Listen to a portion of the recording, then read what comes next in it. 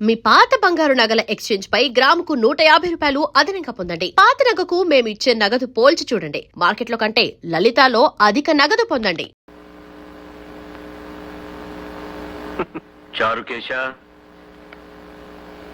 చారుకేశ అంత సిద్ధమేనా? అన్ని సిద్ధం గురుగారు. కారు వచ్చిందా? వచ్చింది నాన్నగారు. చారుకేశ కారు వచ్చిందా? వచ్చింది గురుగారు. మా గాయత్రి నేను వెళ్ళొస్తా. నాన్నగారు ఈ రోజు కచేరీ త్యాగయ్య హాల్లో. అది చారుకేశకు తెలుసు. చారుకేశ ఇది కారులో పెట్టు. సరే గురుగారు. అంటే నేను కచేరీకి రావటం లేదా నాన్న? నీకెందుకు నాన్న ఆశ్రమ? నీకు చాలా పనులున్నాయి. చాలా మంది ఏడుస్తున్న వాళ్ళు చస్తున్న వాళ్ళు ఉన్నారు. వాళ్ళందరికీ ఊడిగం చేయడం నీ ధర్మం. అదంతా చాలనట్టు నీకు ఈ శ్రమ కూడా ఇవ్వడం నాకు ఇష్టం లేదు నాన్న. చారుకేశ గురుగారు, తంబురా ఇంకా కారులో పెట్టలేదా? ఇదిగో తీసుకెళ్తున్నాను గురుగారు. అంటే నా స్థానంలో చారుకేశుడు ఉంటాడా? అదెలా ఉంటాడురా? చారుకేశ నా కొడుకు కాదే. నా సంగీతాన్ని అనుసరించి నా తరువాత కూడా దాన్ని బ్రతికించే విధేయుడు. నేను పోతే తద్దినం పెట్టే హక్కు మాత్రం నీదే. అది చారుకేశది కాదు. నాన్న, మీ సంగీతానికి వారసుని నేను కానా? అదెలా అవుతావురా? నువ్వు ప్రేమించే జీవకళల ముందు ఈ బెలహరి గణపతి శాస్త్రి సాధించింది ఏమీ లేదురా. నీ దృష్టిలో నా సంగీతమే నిర్జీవమైంది. అబ్బే, నా ఉద్దేశం అది కాదు నాన్నగారు. నాన్నగారు, మీరు సాధించిన ఘనతను కాదనేటంతటి మూర్ఖును కాదు. గురుగారు క్షమించండి, టైం అయింది. మనం ఇక బయలుదేరదామా? అయ్యా చారుకేశ, ఒక్క నిమిషం. నాన్నగారు, మీ పట్ల మీ సంగీతం పట్ల నాకున్న గౌరవం మీకు తెలీదు. అమ్మ పాడిన జోలపాట కన్నా ముందు మీ సుప్రభాత గీతం విన్నాను. మొట్టమొదటి సంగీతం విన్నదే మీ నోటమ్మట. నాన్నగారు, ఇప్పటికీ మీరు తిట్టినా అది సంగీతంలా వినిపిస్తుందో నా చెవులకి. నాన్న, నేను మీ కొడుకును మాత్రమే కాదు, మీ శిష్యుణ్ణి, మీకు పెద్ద అభిమాని కూడా. ఇంతలా అభిమానించే ప్రఖ్యాత శాస్త్రీయ సంగీత చక్రవర్తి బెలహరి గణపతి శాస్త్రి గారు బయటి ప్రపంచంతో సంబంధం లేకుండా సంగీత పంజరంలో బందీ కావటమే నేను సహించలేకపోతున్నాను. అదే నన్ను బాధిస్తుంది కూడా. చెప్పరా, చెప్పు. నా 50 ఏళ్ల జీవితంలో ఎవరూ నన్ను ఎదిరించి మాట్లాడింది లేదు. ఎదురుగా నిలబడి నోరు విప్పింది లేదు.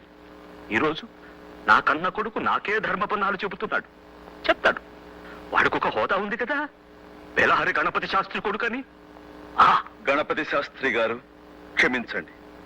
నేను ఎవరి కొడుకునైనా మనిషిని, మనిషికి తోటి మనిషిని గుర్తించే బాధ్యత ఉందని చెప్పడానికి నేను గణపతి శాస్త్రి కొడుకునే కానక్కర్లేదు. ఎవరి కొడుకునైనా ఈ మాటే చెప్తాను. సూర్యం, ఒక పని చేయి. ఎవరి కొడుకునైనా అలా చెప్తానంటున్నావే, అలా చెప్పేది లోకం హర్షించినప్పుడు, లోకం నిన్నుగా గుర్తించినప్పుడు నువ్వు గణపతి శాస్త్రి కొడుకువి కావు. నేనే సూర్యనారాయణ తండ్రిని. సరేనా? ఆ రోజు వచ్చినప్పుడు నా పరాజయాన్ని 10 మంది ముందు అంగీకరించి తండ్రిగా నా కైదండం చేసి నిన్ను గౌరవిస్తాను. పుత్రగాత్ర పరిశ్రంగ సుఖాన్ని మనస్ఫూర్తిగా అనుభవిస్తాను. అంతవరకు నేను నీకేమీ కాను.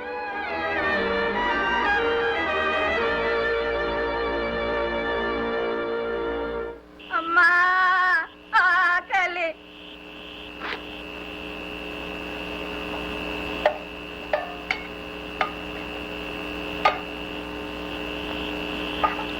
వదినా, సూర్యం, ఏమిటిదంతా? నేను ఇంట్లోంచి వెళ్ళిపోవాలని నిశ్చయించుకున్నాను వదినా. పిచ్చివాళ్ళ మాట్లాడుకో. ఏమండి, చూసారా మీ తమ్ముడు ఏమంటున్నాడో చూసారా? ఏం లేదన్నయ్య, అలానే వెళ్ళిపోవడమే అందరికీ మంచిది. నాన్నగారు నన్ను అవమానించాలని కోపంతో నేను వెళ్ళలేదు వదినా. మా దృక్పథాలు కలవనప్పుడు మేము వేరుగా ఉండటమే మంచిది. నా మూలంగా నాన్నగారికి మనశ్శాంతి, ఆరోగ్యం దెబ్బతినకూడదు. అది కాదు బాబు. దయచేసి నన్ను ఎవరూ ఆపడానికి ప్రయత్నించకండి. మీరు సంతోషంగా పంపితే నాకు అదే తృప్తిగా ఉంటుంది. నా వల్ల కాదు బాబు.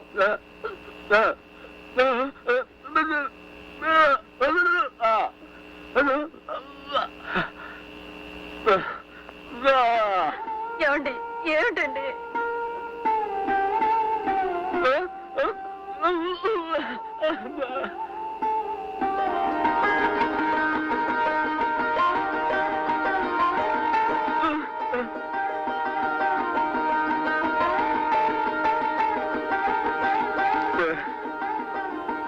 వద్దన్నయ్య.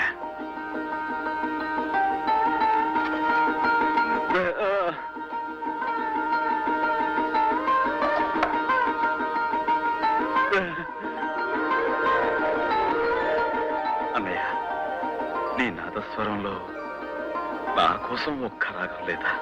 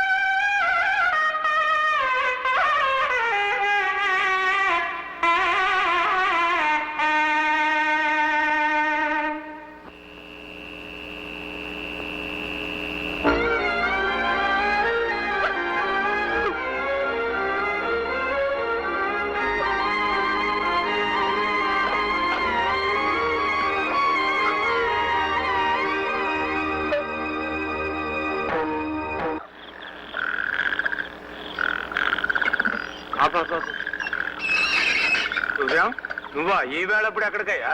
ఏం లేదు సార్, కొంచెం పని ఉండి. ఆ పనేదో రేపు చూసుకోవచ్చు కానీ ఇంటికి పోదాం రా. అది ఏం మాట్లాడుకురా.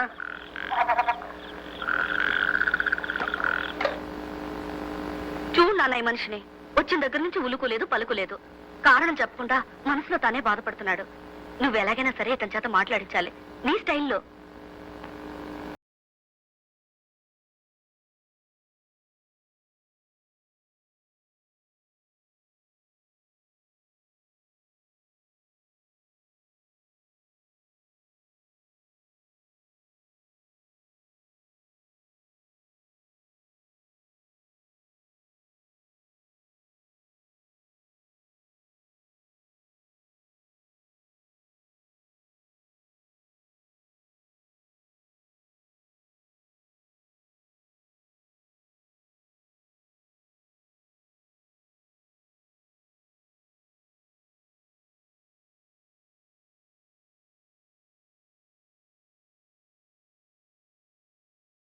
సూర్యం రా, ఇది నా క్లయింట్ ఇల్లు. ఇక్కడ నువ్వు హాయిగా ఉండొచ్చు. ఏనికయ్యా దిగులు పడతావు? మీ నాయన నయం నిన్ను పెంచి పెద్ద చేసి అలగొట్టాడు. మా నాయన నన్ను 8వ ఏట అలగొట్టాడు. ఏమైందిట? దానివల్ల జీవితంలో కష్ట సుఖాలు తెలుసుకోవడానికి నాకు అవకాశం దొరికింది. సూర్యం, చీకటి తర్వాత సూర్యోదయమే కదా. ఇది నా క్లయింట్ ఇల్లు అని చెప్పానే. వాళ్ళ అబ్బాయి వాళ్ళ నాన్నకి తెలియకుండా మందు కొట్టడానికి ఇంటికి వస్తుండేవాడు. ఇప్పుడు వాళ్ళ నాన్న ముందే తాగడం మొదలుపెట్టాడు. ఈ ఇంటికి పని లేకుండా పోయింది. ఇక ఇది నీ ఇల్లే అనుకో, సంతోషంగా ఉండు.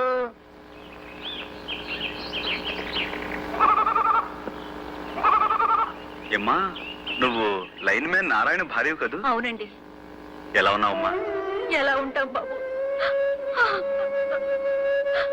ఆయన పోయాక ఎండు పొలలు ఎండాకులు ఏరుకుని ఎండిపోయిన బతుకులయ్యాయి మాయి. ఏమ్మా, డిపార్ట్మెంట్ నుంచి మీకు రావాల్సిన నష్టపరిహారం ఇచ్చేశారా? నష్టపరిహారమా? ఎలా ఇస్తారు బాబు? ఏ, ఎందుకెవరు? డ్యూటీలో ఉండగా తాగి పడిపోయాడు కాబట్టి గవర్నమెంట్ వాళ్ళు మా పూచి లేదని చెప్పేశారు. నారాయణ తాగేవాడా? ఎవరు తాగరు బాబు ఈ ఊళ్ళో. అందరూ తాగుబోతు సచ్చినోళ్లే. పెళ్ళాం బిడ్డలు ఎంత నెత్తి నోరు మొత్తుకుని ఏడుస్తున్నా తాగుడుకు బలి కాని కాపరాలున్నాయా ఈ ఊళ్ళో? వాళ్ళకేం బాబు, ఖుషీగా తాగుతారు, కుటుక్కున పోతారు. మా బతుకులే ఇలా సావలేని బతుకులు, బతకలేని సావులు. వస్తాను బాబు.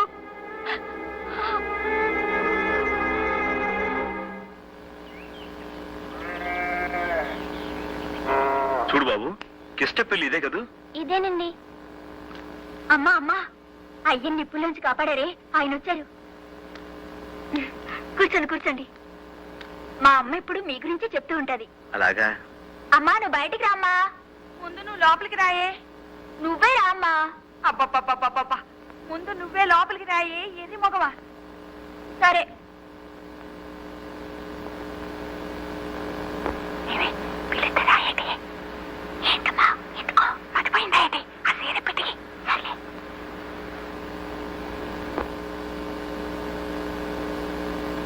దండాలండి బాబు గారు. బాగున్నారా బాబు? గుర్తున్నాను అన్నమాట.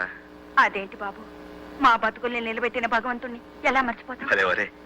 అసలే కిష్టప్ ఎక్కడా? ఆడిక్కడ ఎందుకుంటాడు బాబు గారు, కళ్ళు పాకల్లో దొల్లుతూ ఉంటాడు. కళ్ళు పాకలోనా? అదేంటి, ఇంత ప్రమాదం జరిగిన తర్వాత కూడా తను ఇంకా తాగుడు మానలేదా? ఎంత ప్రమాదం జరిగినా ఇంకా బతికే ఉన్నాడు కదండి. మరి సచ్చేదాకా తాగాలి కదండి. అర్ధరాత్రి ఇంటికొస్తాడు, అది లేదు ఇది లేదని ఏదెతుకు తింటాడు బాబు గారు. ఇవ్వకపోతే మా అమ్మ వైపు సీరేస్తాడండి, నన్ను బండ బూతు తింటాడండి. కూలో నాలో చేసి నేను 4 డబ్బులు తెస్తానండి. నేను కూడండి మా మొహన్ పడేస్తానండి. నువ్వు ఊరుకోయే. అదేంటి, అమ్మాయి లోపలనే మాట్లాడుతుంది. రామ్మా, బయటికి రా. అది బయటికి రావాలంటే నేను లోపలికి వెళ్ళాలి బాబు గారు. ఉన్నది ఒక్క చీరేనండి.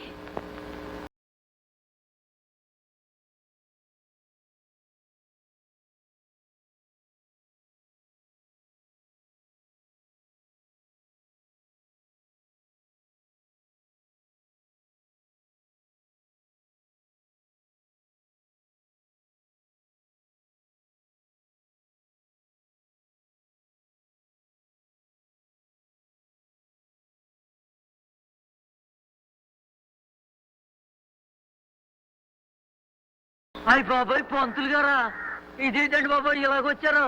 లోకమంతా తలకిందులు అయిపోద్దండి. ఏంటి చిన్నబాబు గారా? రండి బాబు రండి.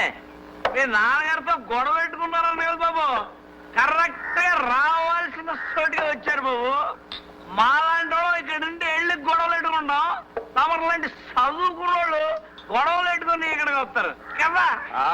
అరే అప్పగా అయ్యగారికి 200 మిల్లీగ్రాములు పోయిరా. ఏ క్లాస్? 200 మిల్లీలు తాగితే గొడవలు తగ్గిపోతాయంటావా? తాగిస్తుండండి బాబు, తర్వాత చెప్పండి కదా. నేను వచ్చింది తాగడం కోసం కాదు, మీ అందరి చేత తాగుడు మానిపించడం కోసం. మహాత్మా గాంధీ గారు వచ్చారా? చూడండి బాబు, గాంధీ గారికి 100 ఏళ్ళు నిండగానే ఇచ్చారు బాబు. ఏంట్రా నీతులు చెప్తున్నావు? ఏమయ్యా, నీ వ్యాపారం కోసం ఇంతమంది ఉసురు పోసుకుంటావా? నీకేం న్యాయంగా ఉందంటే నువ్వు చెప్తే మేము వ్యాపారం అది కదయ్యా, నేను చెప్పే.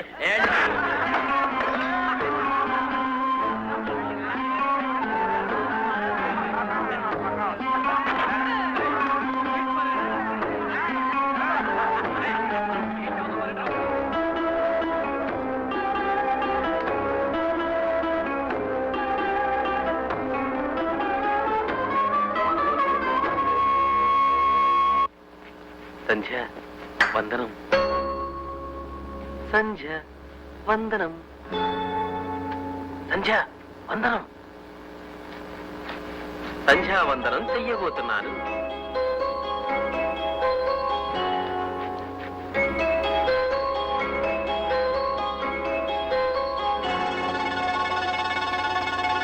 సంధ్య చాలా అందంగా ఉంది. గురుగారు గురుగారు, అటు చూడండి గురుగారు, సంధ్య ఎంత అందంగా ఉందో.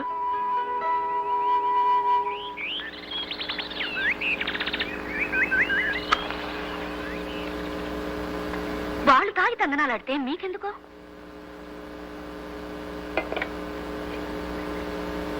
ఎంత కొట్టారు? ఎన్ని దెబ్బలు? మంచి చెప్తే కొట్టడానికి వాళ్ళ చేతులు ఎలా వచ్చాయో? మంచి చెడు తెలిసే స్థితిలో వాళ్ళు ఉంటే వాళ్ళెందుకు తాగుబోతులవుతారు? అయితే మాత్రం పెద్ద బిలహరి గణపతి శాస్త్రి గారు కొడుకువు కళ్ళు పాకలు చొరబడి దెబ్బలు తిని రావడానికి మీకు సిగ్గుగా లేదు? తిరిగి చావుగొట్టలేకపోయినా వాళ్ళని? నేను తాగలేను కదా. నా భాషలో నేను మాట్లాడాను, వాళ్ళ భాషలో వాళ్ళు మాట్లాడారు. మాట్లాడడం వరకు సరే, కానీ బొత్తుగా నాటు భాషలో మాట్లాడారు సన్నాసులు. మరెప్పుడు వాళ్ళకి బుద్ధి చెప్పాలనుకోకుండా నీకు మంచి బుద్ధి చెప్పారు వాళ్ళు. వాళ్ళకు బుద్ధి వచ్చేంత వరకు నాకు బుద్ధి రాదుగా. అంటే ఇంకా వాళ్ళ చేత తాగుడు మాన్పించగలనని అనుకుంటున్నారా? ప్రయత్నిస్తాను. మళ్ళీ వాళ్ళు మిమ్మల్ని తంటే? తనులు తింటాను. మళ్ళీ నా ప్రయత్నం నేను చేస్తాను. మళ్ళీ చేస్తాను. ఈ ఊళ్ళో ఏ మూల ఏ చెడ్డ జరిగినా దానికి ప్రత్యక్షంగానో పరోక్షంగానో కారణం తాగుడేనని తెలుస్తుంది. అలాంటి తాగుడు నేను మాన్పిస్తాను. నా ప్రాణాలు పోయినా సరే అదే నా లక్ష్యం, గమ్యం కూడా. మీ గమ్యం తర్వాత, కాపడం ఇప్పుడు.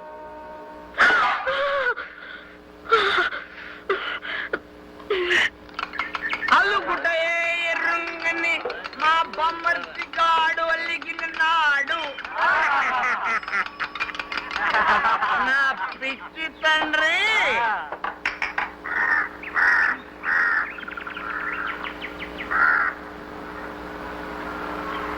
ఇచ్చిన దొరువులు సాలేదా? మళ్ళీ వచ్చావు? అవును, మళ్ళీ వచ్చాను. ఇక్కడున్న వీళ్ళెవరూ తాగడానికి వీల్లేదని చెప్పడానికి వచ్చాను. తాగొద్దని చెప్పడానికి నువ్వెవడవయ్యా? ఆకాశం నుంచి దిగొచ్చిన దేవుడువా? వెళ్ళరమ్మా. ఏమండి, ఒక్కసారి నా మాట. అంటే మంచి మాటలతో చెప్తే వినిపించుకోరన్నమాట. మీ భాషలో చెప్పాలంటారు. చెప్తాను. ఆ భాష నాకు బాగా తెలుసు.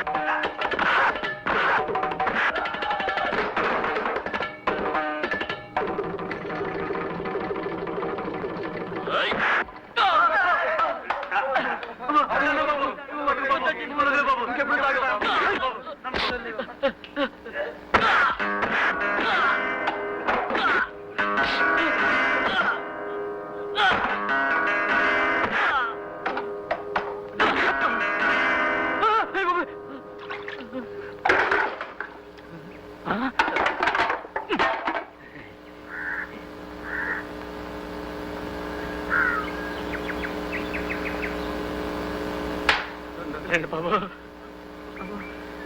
దండాలు బాబు, వదిలేండి బాబు, మీకు దండం. అందరికి ఇదే చెప్పడం. ఇక మీద ఎవడన్నా తాగాడంటే ఒళ్ళు కుళ్ళ పొడి చెప్తానంతే.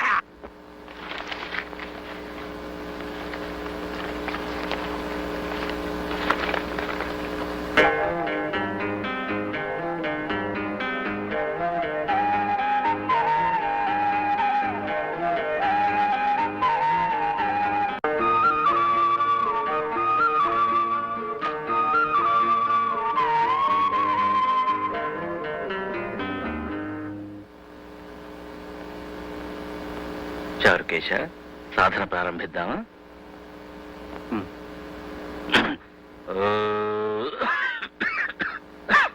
సంధ్య, కాస్త మంచినీళ్ళు తీసుకురామ్మా.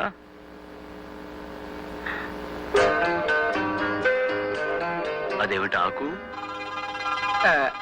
అబ్బే, అదేం లేదు గురుగారు. ఈరోజు త్రిపుర సుందరి వ్రతం కదా, ఇల్లంతా మామిడి తోరణాలు కట్టంగా. అది చూడండి.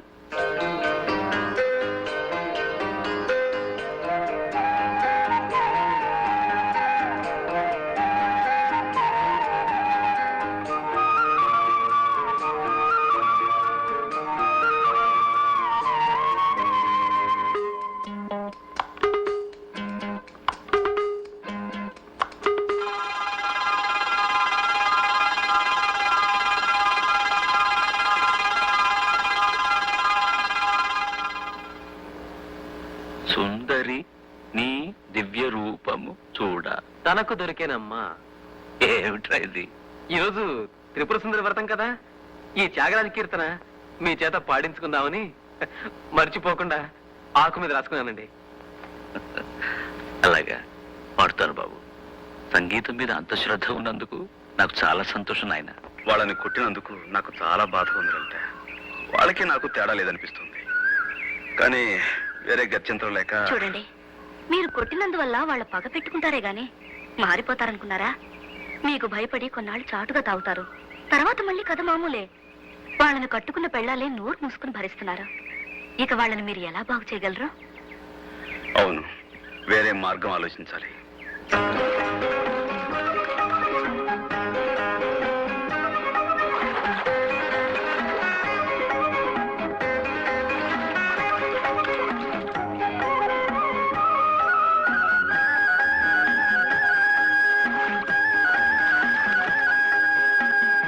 వరద బాధితులు, వరకట్న బాధితులు, కరువు బాధితులు, రాజకీయ బాధితులు, రకరకాల బాధితులున్న మన దేశంలో తాగుబోతు భర్త బాధితులున్నప్పటికీ ఇలా ఒక్కటిగా చేరింది ఎన్నడూ లేదు. మీ బాధలు తీరడానికి మీకొక మార్గం చెప్తాను. నిష్కర్షగా, నిర్దయగా, నిర్భయంగా, నిర్మోహమాటంగా మీరు వ్యవహరిస్తే చాలా సులువుగా తీరుతుంది సమస్య. అంటే ఏం చేయమంటది పిల్ల? చెప్తున్నా. మీ పిల్లలు రోడ్డు మీదకి పాకి మట్టి తింటున్నారనుకోండి, ఏం చేస్తారు మీరు? పిర్ర మీద ఒకటి అంటిస్తాం. కరెక్ట్. అలా భర్తనంటించే దేశం కాదు కదా మనది, పతివ్రతల దేశం కాబట్టి కొట్టక తిట్టక మరోలా సాధించుకోవాలి. పిల్లల్ని కొట్టకుండా దారికి తీసుకురావాలంటే ఏం చేస్తారు? చేతిలో బెల్లం ముక్క పెట్టి మట్టి పెట్ట పారేయమంటాం. అది పాయింట్. ఇప్పుడు ఏమిటంటే మొరాయించే మొండి పిల్లలు కదా మొగుళ్ళంటే, కాబట్టి మట్టి బిడ్డ పారేస్తే గాని బెల్లం ముక్క పెట్టమని మీరు మొండికెత్తాలి. బెల్లం ముక్క అంటే పిల్ల? బెల్లం అంటే బెల్లమే కదా. ఇప్పుడు చెప్పండి, రాత్రి తాగి ఇంటికి రాగానే మీ ఆయన ఏం చేస్తాడు? అరుస్తాడు. ఆ తర్వాత ఏం చేస్తాడు? గిన్నెలు తెపళాలు తంతాడు. తర్వాత తిండెట్టమంటాడు. తర్వాత తర్వాత ఏంటి? తిట్టుకుంటూ తింటాడు. తర్వాత తినేసి మళ్ళీ తింటాడు. తర్వాత మంచం ఎక్కేస్తాడు. తర్వాత దొంగని గుర్రెడతాడు. ఏటి పిల్ల? గుర్రు కొట్టడానికి ముందు, మంచం ఎక్కిన తర్వాత ఏం చేస్తాడు?